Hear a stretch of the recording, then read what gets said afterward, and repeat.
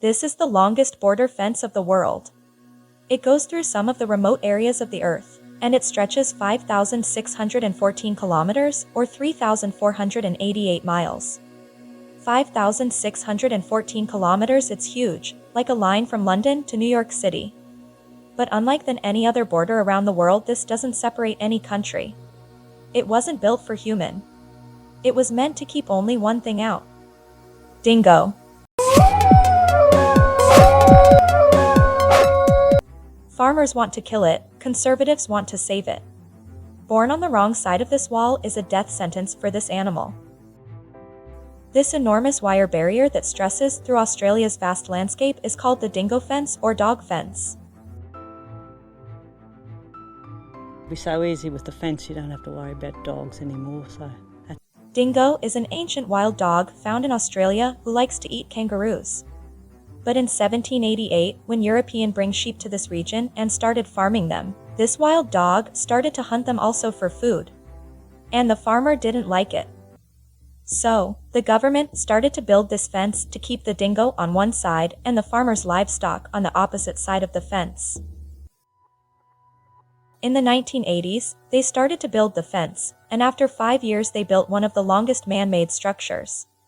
Mostly it is made of 6-foot-high wire mesh, but some sections in South Australia comprise multi-strand electric fence. And the fence worked.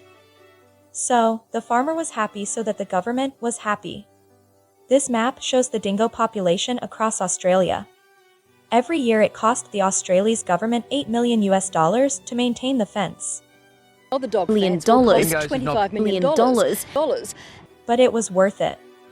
Because the sheep and cattle industries are valued at $1 billion. So, the maintenance cost is vastly overweight by this. Last year Australia earned $3 billion only from sheep meat export. Though the fence is profitable economically, its environmental impact is the opposite. Remembers, kangaroos. On this side of the fence, there is almost no dingo, which means no one to eat them. So, the kangaroo's population boomed. And it is not only kangaroo. The population of emu and rabbits also skyrocketed. Together they all started to eat grasses and vegetables, which means little food for the small plant-eating animals.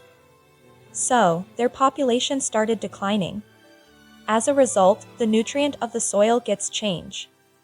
Stuff stops growing on the soil as well. And then the wind started to pick sand and finally make this sand wall, which then makes changes in the wind direction and eventually changes the weather. A perfect example of the ripple effect, where you make a fence and that changes the complete ecosystem. And it can be even seen from the space. As seen from this satellite image, on this side of the fence where is dingoes. The environment is greener than the other side. This fence provides proof that the Australian ecosystem is far better with dingoes than without them.